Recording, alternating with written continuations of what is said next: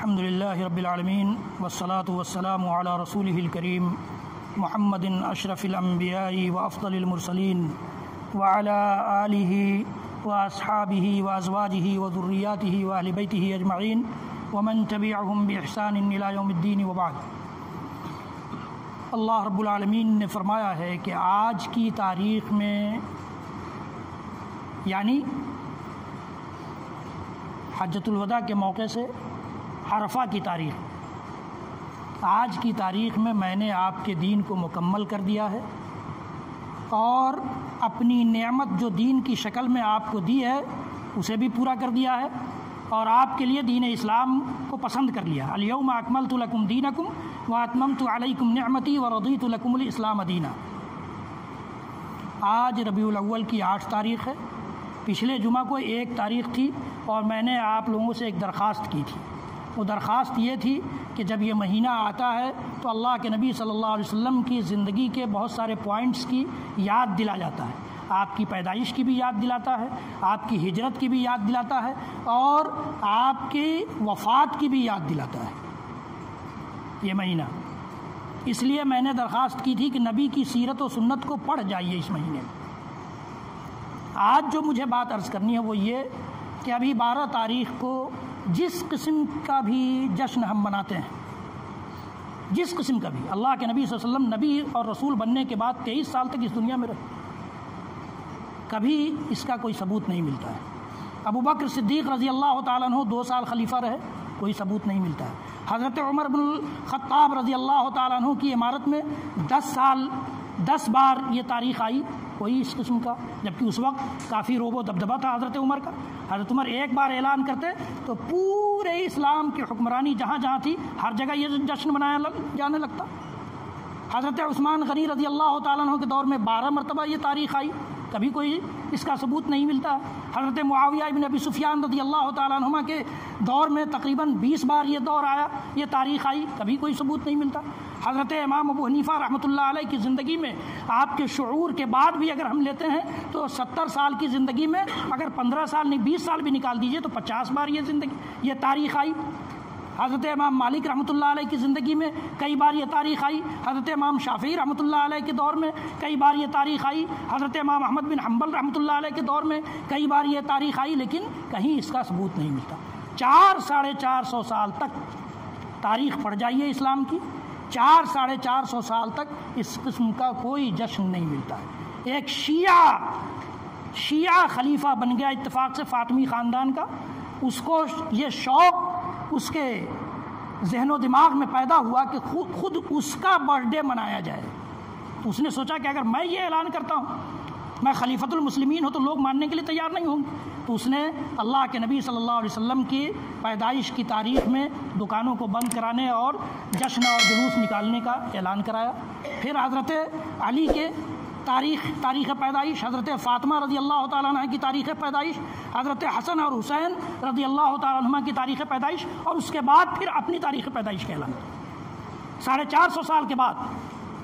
اس لیے جس شکل میں بھی، چاہے بڑے لیول پر ہم مناتے ہوں چھوٹے لیول پر مناتے ہوں، اس سے اپنے آپ کو روکیں۔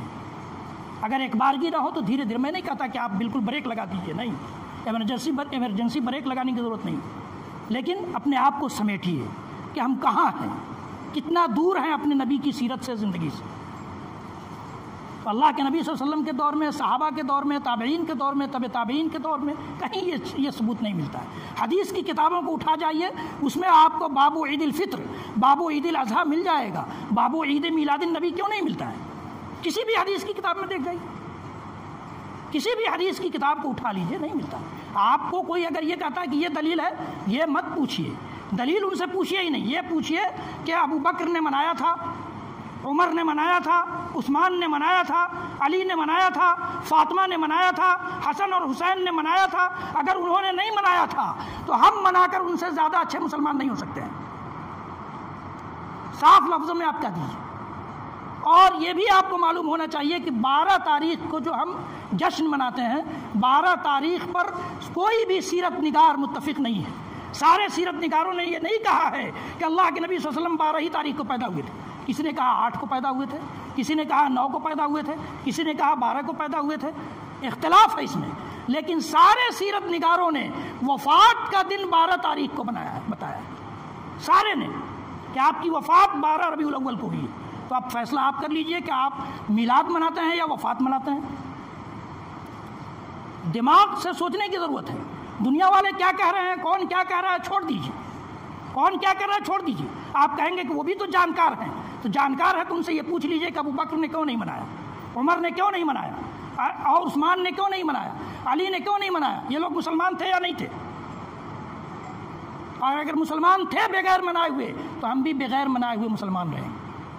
یہ میری آپ سے درخواست ہے۔ اللہ کے لیے ان ساری چیزوں سے باز آ جائے۔ وہاں جو کچھ جس قسم کا بھی ہم اور آپ تعاون کرتے ہیں، وہ تعاون آپ دوسری جگہ منتقل کر دیجیے، غریبوں کو کھلائیے، غریبوں کو اس تاریخ میں نہیں کہ اللہ کے نبی صلی اللہ علیہ وسلم کی پیدائش کی تاریخ ہے، وفات کی تاریخ اس لیے آپ ایسے ہی کھلائیے۔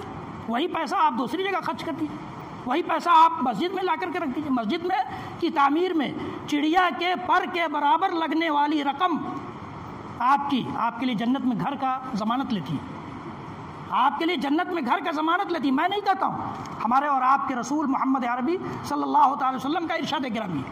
یہاں چٹائی کی ضرورت ہے، آپ چٹائی خرید لیجئے، جب تک اس چٹائی پر لوگ نماز پڑھیں گے آپ کو اس کا اجر ملتا رہے گا، اس کی خیر و برکت ملتی رہے گی۔ یہ سب کام کرنا چاہیے، یہ کام کرنے کے ہیں، لیکن ایسی جگہوں پر جہاں اللہ کے نبی صلی اللہ علیہ وسلم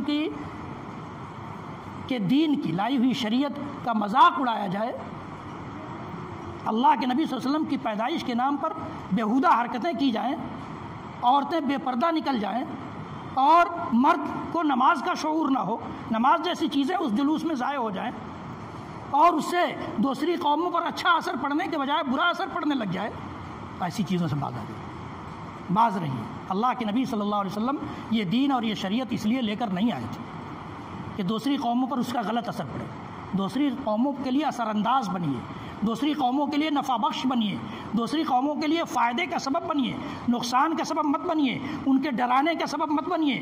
یہ اللہ کے نبی صلی اللہ علیہ وسلم نے ہمیں جس راستے پر چلایا وہ راستہ یہی بتاتا ہے، وہ ہمیں یہی شعور سکھلاتا ہے، وہ ہمیں بالکل دنیا کی قوموں کی قیادت سکھلانے پر آمادہ ہے، اور ہم اپنے آپ کو بالکل دبے ہوئے انداز میں دین سے الگ تھلگ، جو ہمارا صاف ستھرا دین تھا، اگر ہم اس کا دنیا والوں کے سامنے تعارف کراتے، ہمارے صاف ستھرے نبی، اس کائنات میں آپ سے افضل نبی کوئی نہیں آیا، ہم نے ان کو متعارف کرایا دوسروں کے سامنے، ان کی زندگی کا مطالعہ دوسروں کے سامنے پیش کیا۔ ابھی کل یا پرسوں ایک اسٹوڈنٹ بیچارہ، وہ مجھ سے فون کر کے پوچھ رہا تھا کہ یہ بتائیے کہ قرآن بانٹنے والے کچھ لوگ نہیں ہیں جہاں سے قرآن مل جائے ترجمے والا میں بانٹ دوں۔